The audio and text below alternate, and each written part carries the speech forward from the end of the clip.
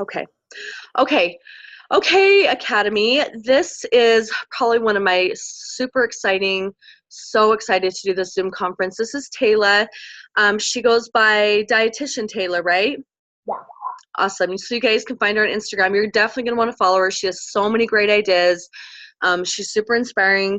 We've known each other for a long time, probably our whole lives, actually, right? Yeah. And Yeah. so not only are we super good friends and we have that in common, but we have a common interest in fitness and health and helping people. And I love that. I love that. So I'm going to let her take a couple minutes to kind of talk to you guys about her background, what she does, and then we're going to get into some questions and try to get a brainstorm together on, finding out different commonalities between like her clients that she deals with and what I do, and just try to give you guys more confidence in your journeys and your process and what it is that you're trying to do. So I'm going to turn the time over to Tayla for a second. Go ahead. Okay, awesome. Thanks, Joanna. Okay, so like Joanna said, I'm a registered dietitian, and so I specialize in weight management.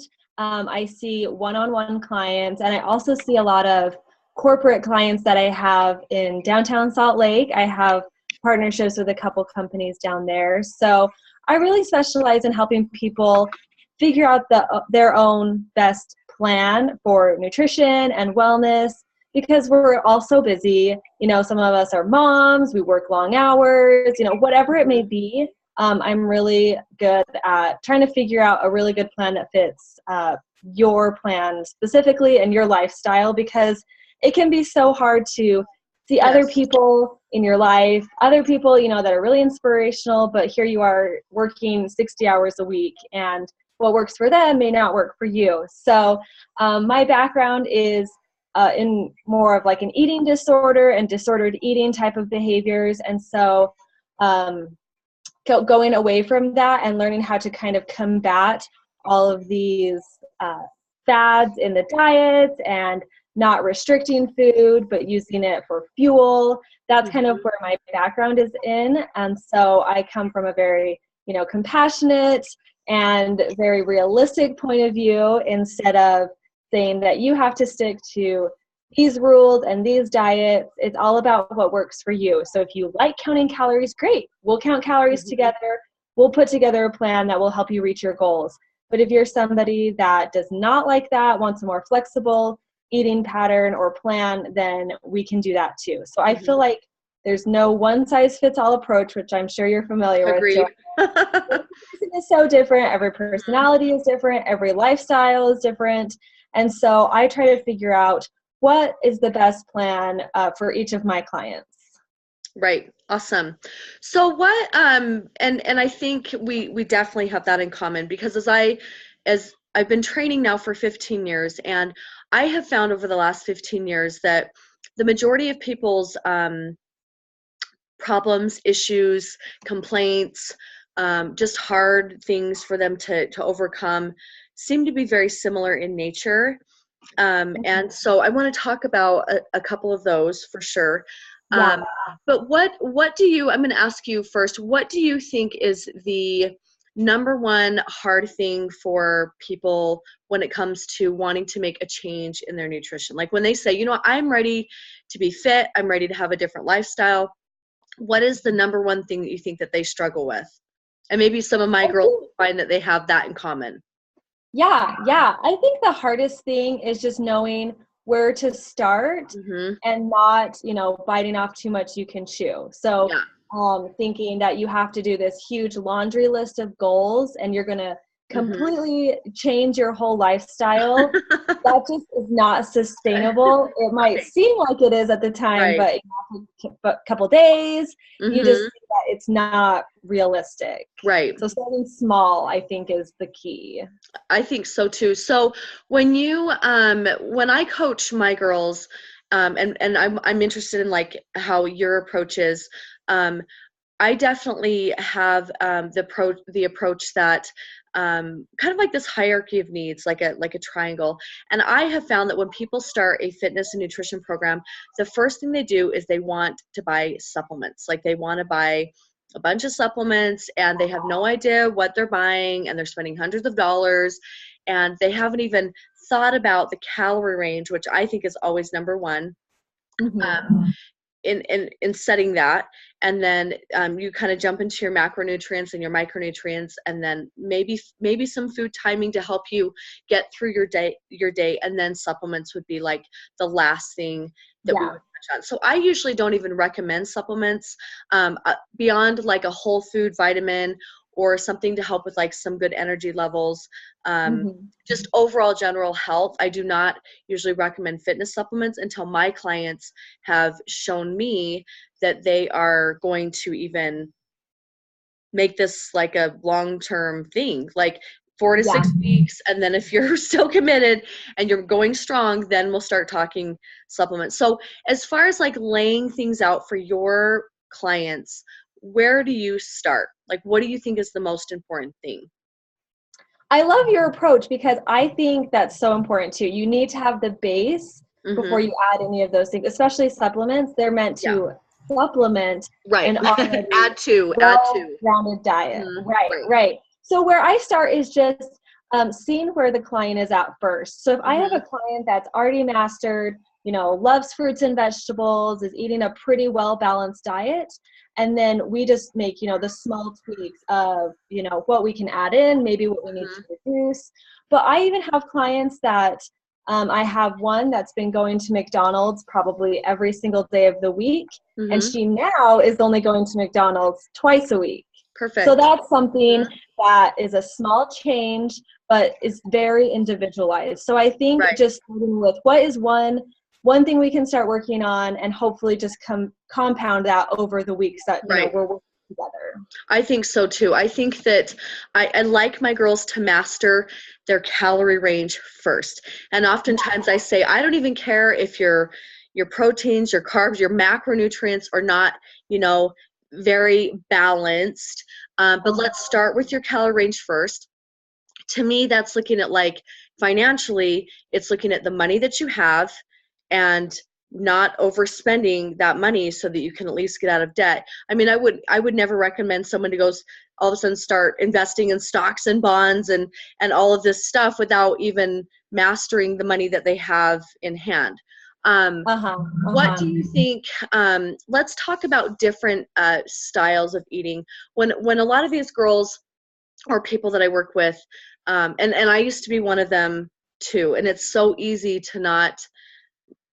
It's so easy to let yourself get caught up in all of like the new stuff and everyone. I remember when everyone was just like jumping on keto, for example, and I don't have any problem with certain styles of eating, because I do think that people tend to gravitate more towards maybe fats than carbs, or I get that, I understand that. However, I do think that that I have found that the easiest way to stay on board with everything is to really just have a balance. And where I have an issue is when I have people that come to me and they say, I was doing the keto diet, but having a grapefruit or an apple or a peach would make me feel like the most horrible person in the world. What are your thoughts on nutrition like that? Like fat diets, like what do you think? Yeah, I get that all the time. I get lots of people that come to me and say, I tried all these different diets, and then I ask, well, did they work? And they said, oh yeah, well, I lost all this weight. But then I said, well, did you gain it back? Where are you at right now? And typically it's, well, I lost it during the diet and then I gained it all back. Right. So to me, it's like, well, did that actually work, or was that just a small time? So whatever is sustainable, I feel like is the key. So if you love keto and you're just all about it and you can sustain it forever and you like that, great. But if you're somebody that wants to have a little bit more freedom and wants to eat a grapefruit without getting out of ketosis, then maybe just a more balanced lifestyle is the key. And I'm exactly with you. I mean, gluten-free, paleo diet, low fat, we've been through it all. And so it's just not necessary to add any more stress into your life unless, you have some sort of allergy or, something that you have to do. You might as well just incorporate fruits and vegetables, whole grains, Right. and lean protein. So, right. And I think that people need to remember too, like if you look at the food industry as a whole, a lot of these diets are actually put into place by the food industry in order to push more products or push their Totally. agenda. And it really has nothing to do with helping people create a healthier lifestyle. It's all about Yeah. money. It's about building, and so people get really caught up in all of those fads, thinking that they're coming about because it's the healthiest way to go about it, and in the end it really has nothing to do with that. It has, Yeah. I think that yeah it, so what as far as like what would you consider is like a pretty good well balanced diet that's So sustainable long term? yeah, that's sustainable long term. Like I kind of mentioned before, a good amount of fruits and vegetables, Mm-hmm. whole grains, lean protein, but also making sure that you're eating throughout the day to not have any highs or lows in your blood Mm-hmm. sugar. So, meaning that you pair your protein, fats, and Right. carbs together, Mm-hmm. and you're eating every 3 to 4 hours according Mm-hmm. to your hunger signals. So, you're not going Hunger 5 signals, or right. 6 hours because Mm-hmm. then you get so hungry, but Mm-hmm. also honoring your hunger and listening Yeah. to your body, I think, is the key to having a Right. healthy lifestyle And with food. don't you think too that like I get this question a lot too. Because I used to think that I had to eat every 2 hours, and if I didn't, and if I missed one of those meals, it was going to totally derail me. Do you believe that you can have, as long as you say you have to eat 2,100 calories in a day, whether it's in 3 meals or 6 meals, that's fine? Absolutely. Yep. Okay. So when somebody's like, well, I don't like snacking, then I say, great, we'll just put Snack. your food Hmm. into breakfast, lunch, and dinner. Right. But again, if Hmm. you're going too long without eating, maybe Hmm. let's adjust when dinner is or adjust how Right. many calories you're having at lunch. So, Hmm. yeah, you're right. Exactly. Whatever their lifestyle is and whatever they can maintain long term is what I work with, I feel like. Awesome.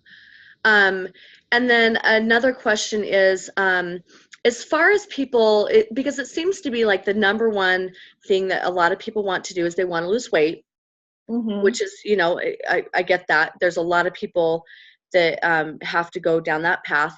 But then, they have to be gaining muscle at the same time. You have to be careful about that. So, Mm-hmm. as far as macronutrients go, because it can't all be about calories, correct? It can't just be like calories in, or all calories are created equal. Um, so, what do you feel like is a good balance for people to be able to gain muscle, drop body fat? What's your take on that? So, in order to do that, you definitely want to start at a smaller deficit than Which would be a like, 1,000 calorie right. deficit. So, I'm thinking like 300 to 400 calorie Hmm. deficit each day. So, you're losing Right. a little bit of fat, so your metabolism can kind of keep up, Hmm. but you're not totally freaking your whole body out, thinking Hmm. that you're starving yourself.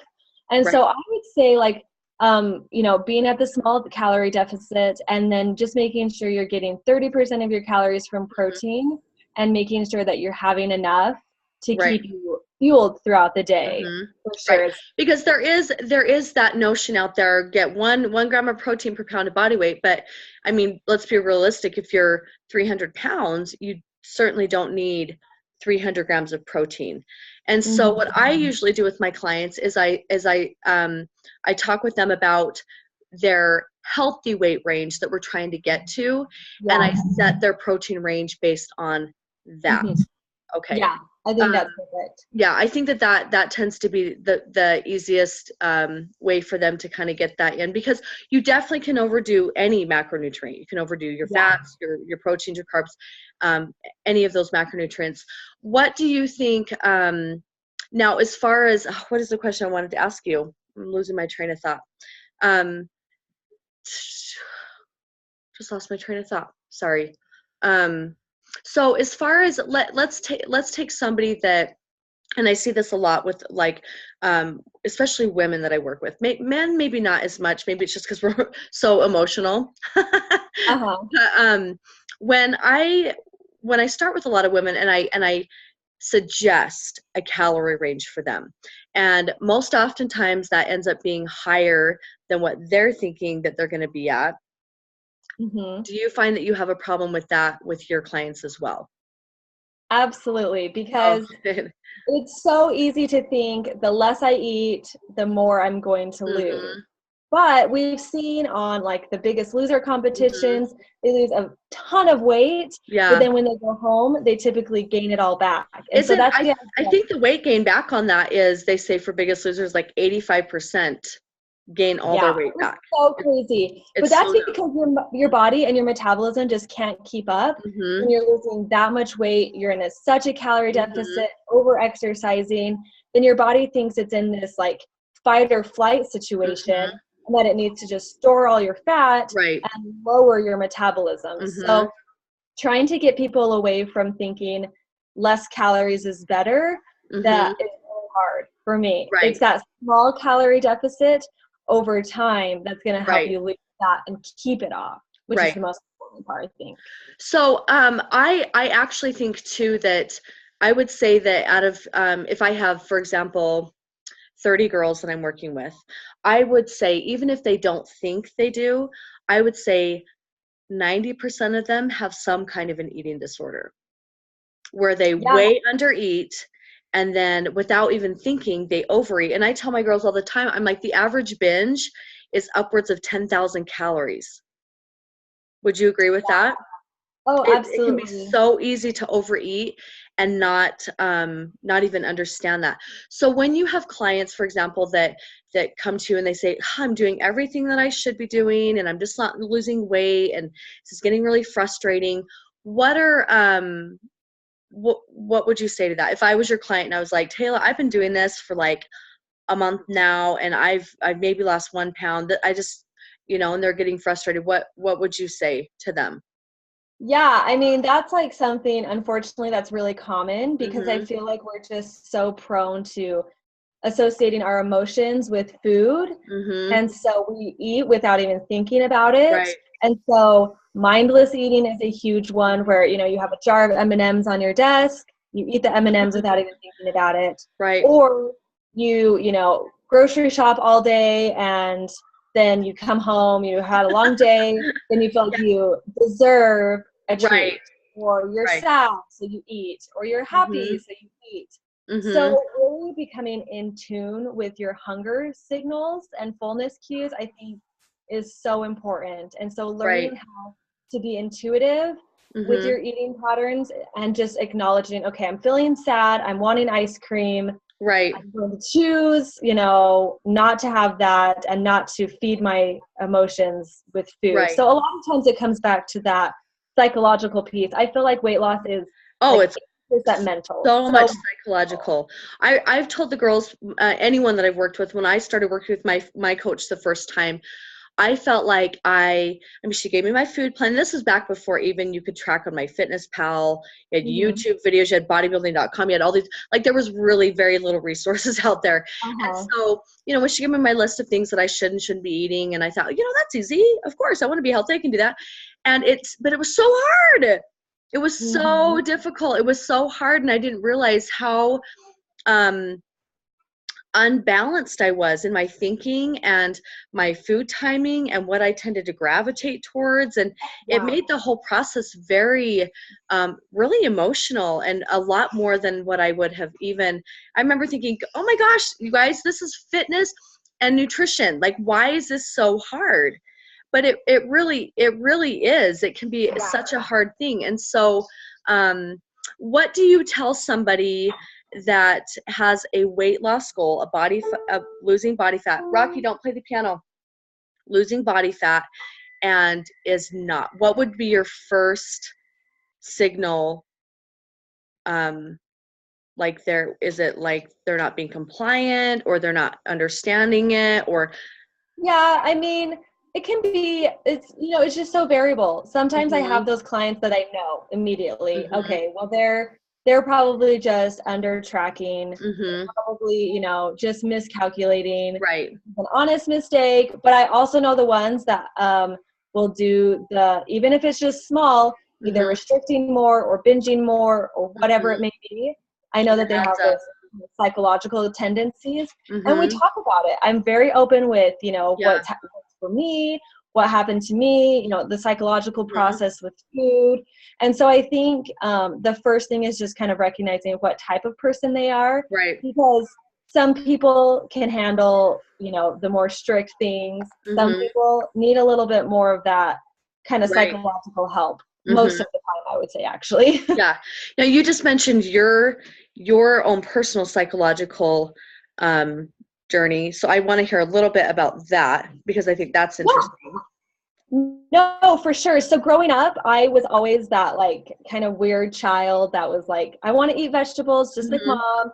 I had nothing as far as like body image issues until I Mm-hmm. went to college, which is Interesting. interesting because I started studying nutrition, and I Mm-hmm. started feeling like, okay, I'm not eating right. I need to be doing this. I need to be restricting more. Of course, I gained the freshman 15, pounds of weight that I didn't want to gain. And I felt like I was exercising, and I was exercising a ton to try to lose that weight, but I was also not sure what I was supposed to eat. So I would go back and forth from these huge restrictions, thinking that I just need to get back to the weight I was in high school or whatever, just to feel so restricted that I would eat anything and everything. And then I would get so depressed and so mad and so down on myself. And then it was just kind of this like cycle. So it wasn't until I read the book Intuitive Eating where they Interesting. actually said all foods fit into a healthy diet and a healthy Mm-hmm. lifestyle. All you have to do is figure out what works for you. Right. Listen to your hunger cues, listen to your fullness cues. And that's something I had never heard before. I Yeah. always thought I have to have all of these restrictions. I'm not allowed to It's all eat about this, willpower. this, It's all and about this. willpower. Yeah. And I It's just kept not. thinking, I'm so Mhm. weak, like I Ah, can't do this. I But know. once I read that book, I just really was so relieved that Hmm. this is our body telling us, it's hungry, it wants Right. food. You can have a piece of chocolate if you want. And if you restrict that chocolate, you're just going to probably binge out on it later. Right. Might Right. as well allow good foods, allow all Hmm. food, and not get down on yourself. So that psychological component is just so huge. And it's really hard. It's not an overnight thing that you can just Hmm. train your brain to not think about, but it Right. really is a process to figure out how you're feeling, being in tune with your body, and Hmm. just feeding your body good foods. Right. So figuring that out Yes. was crucial for me. Right. I think that is, and I think that the girls need, or I keep saying girls because that's what I'm tending to like really try to help is my women. But I mean I've been studying this for 15 years. I've been looking into and trying to find different avenues and trying to understand this on a different level. It's not it to me it's habits. It's not about willpower. It's not that you're lacking discipline or commitment or it's not that. Yeah. Most of the time it's just people you get into the habit of walking out the door without breakfast, not packing in anything for the whole day, um, Mm-hmm. not eating until all of a sudden you're starving, so you stop at Burger King, and then you don't eat anything again until dinner, and then you gorge, and you're thinking, well, yeah, I only ate 2 times that day, so that's technically not a lot of calories, but you probably ate 4 or 5 thousand between those 2 meals, and so it's so easy it's Yeah, just about habits easily. and Uh-huh. patterns. And I think that like you said, you just start small. You just start saying, every morning I'm going to have breakfast, and I'm going to make sure my breakfast has a protein, carb, and fat. Boom. I'm going to always pack Yeah. some kind of a protein, carb snack as I walk out the door. I'm always going to make sure and you just start, it's all about habits. It has nothing to do Yeah. with willpower. It's the habit of saying no when you're not that hungry. If someone's having a birthday party and they have that cake or whatever, and you're not hungry, you've already had 2 treats for the day. It's just the habit of saying, I'm good. I've already had 2 treats. I don't need any more. It has nothing Mm-hmm. to do with willpower. Would you agree with that? Absolutely, 100%. It's all about habits, and it's Mm-hmm. all about making your environment healthy. So getting rid Yes. of the M&Ms on your desk and just making it more conducive to a healthy lifestyle. Right. Absolutely. I coach my girls too on, I always tell my girls, because I think this was huge for me when I first started. I thought you had to be balls to the wall, all's in, no treat, no dairy, no, like, and do you know what I mean? And it was Yeah. such a miserable process that by the time I was done, I had developed an eating disorder. And then I felt I was so confused. And so when I coach my girls, especially when it comes to like feeling okay about having that treat or whatever it is, I tell them you have three choices. One, you don't eat them. I don't know if that would work for me. Two, Yeah. you do eat them and they control you. Or three, you do eat them and they're part of your plan and you learn to control them, and they are, they're a part of your plan. And when you see it in, that way, in a positive way, instead of always a negative, negative, negative, negative, to me, it's a totally different mind shift. Yeah, Don't you think? absolutely. Because anytime you restrict something, then you're just going to want it more. Hmm. Right. So you might as well put it into your plan. I Hmm. 100% agree with that. Okay, so here's my second thing I want to talk about, because I know this is definitely one of the biggest things out there. Let's talk about carbohydrates. Yeah. Let's talk about carbs. Uh, that seems to be the biggest one that people have misconceptions on, and I did too. I felt like I had to go low carbs all the time. I would be foggy. I'd be like, unhappy. So Hmm. tell me about the importance of carbohydrates. Um, is there a certain amount that you think that people should have, or is that variable? Let's talk about carbs.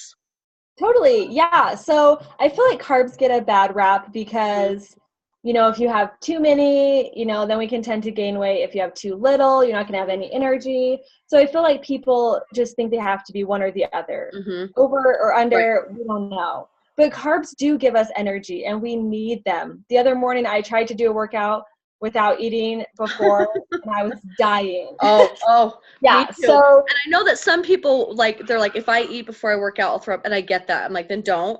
But if yeah. I don't eat before I work out, I'm like, what am I doing?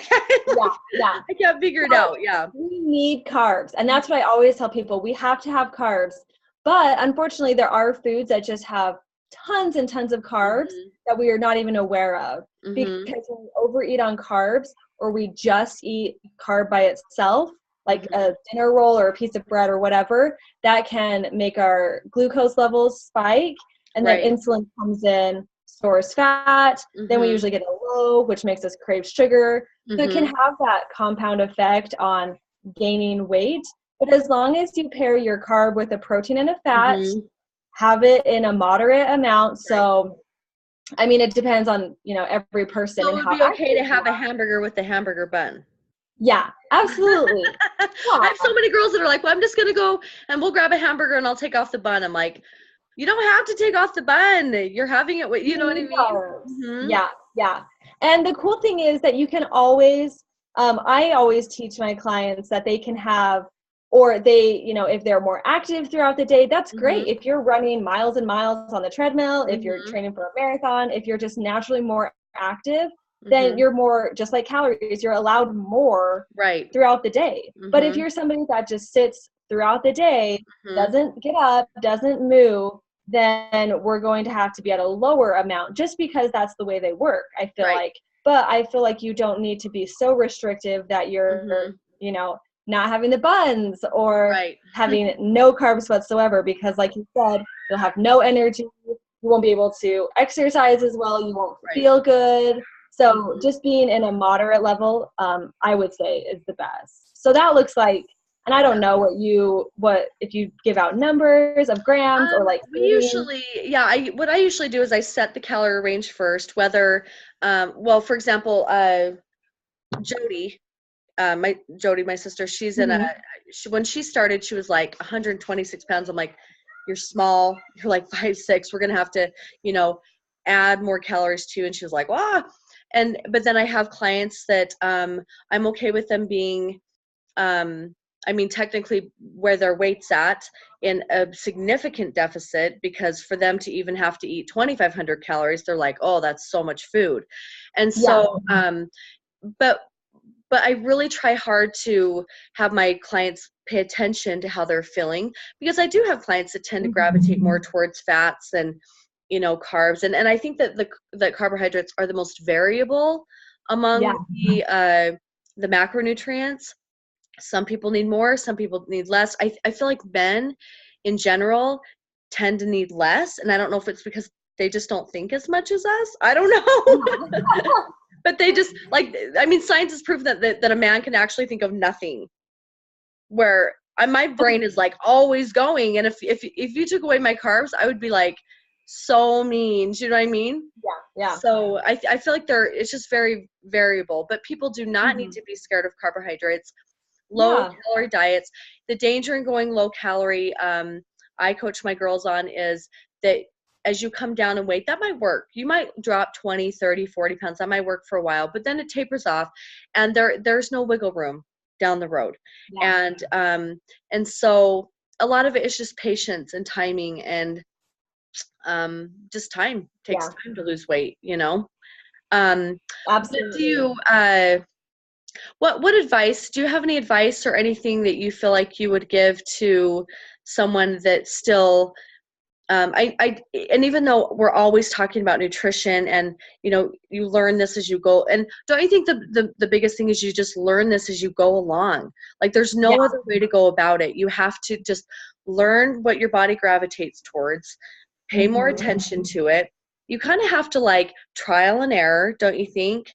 Like, it's not this one size fits all. And so I tell my girls, you know, you might go weeks where you don't see any change at all, but that doesn't mean that you're not progressing, because you're still progressing in knowledge and confidence, and you're kind of weighing out the stuff that's not working and finding things that do work.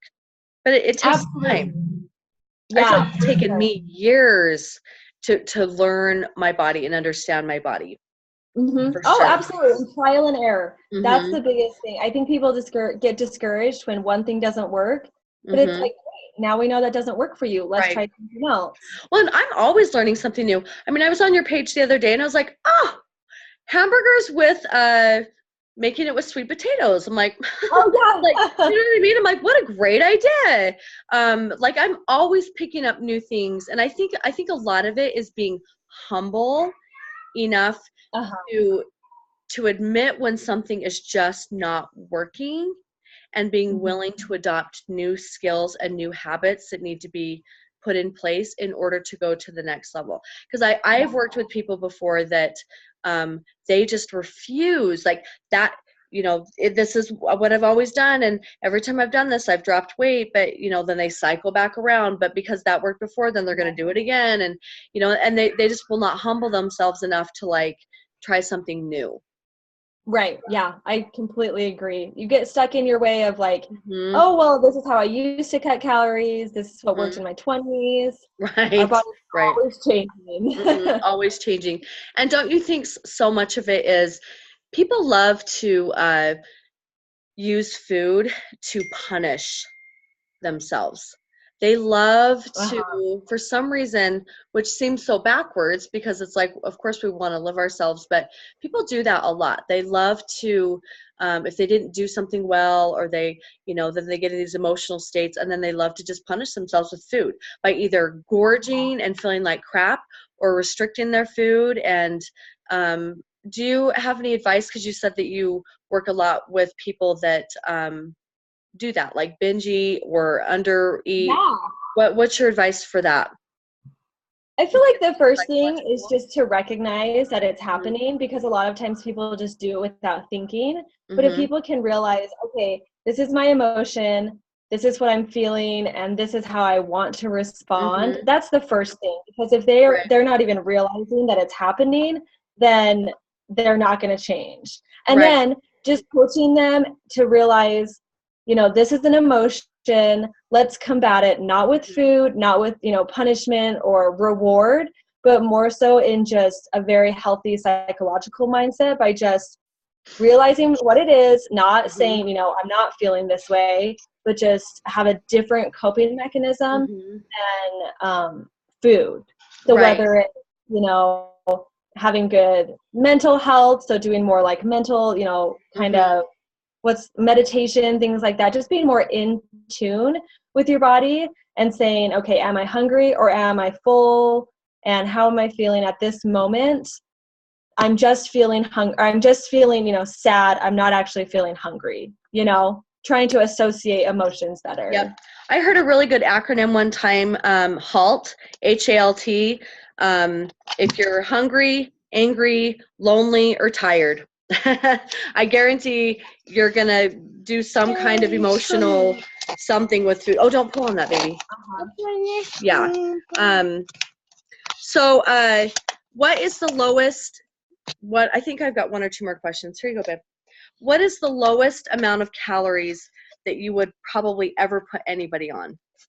No, not. Oh, I mean, because that's so variable, but never, especially like I worked at a hospital for a while too, and then magic number was like 1,200 calories. Never go below that. Oh, So I would that's how I say felt.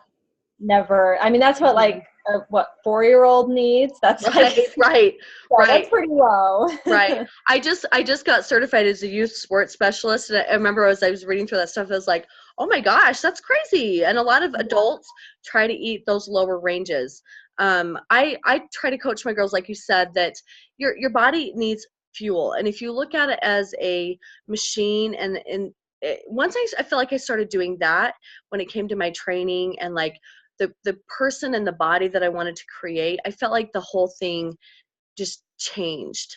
Instead of it, like restrict, you know, don't do this, don't do that, and fueling it just, but once again, that's a skill, that's a habit that develops over time. It's Yeah. not like, it's not a talent, it's not, you know, everyone has to develop that, don't you think? Mm-hmm. Yeah. Yeah. Awesome. Do you have anything else that you want to contribute to this? I feel like this has been super valuable. You Yeah, have a lot of absolutely. experience. Yeah. I think that, so to kind of wrap things up, what would you say to kind of wrap things up for people that were really trying to make this, you know, their lifestyle and make it a good experience, one that they could be proud of, be successful Yeah. at, and be happy along the way? What would you wrap that, all of this up?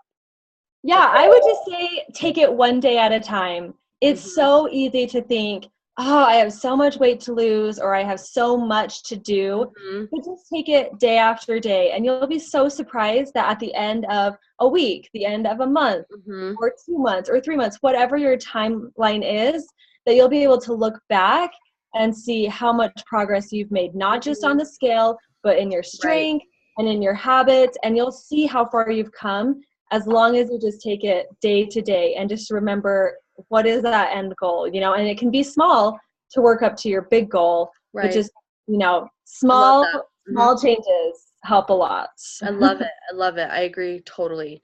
Well, thank you so much. I appreciate you Of having the course. time. I'm gonna share this with the girls today, and I'll send you a copy if you ever want it for Great. future use. But and you guys can find Tayla on Instagram at Dietitian Tayla, right?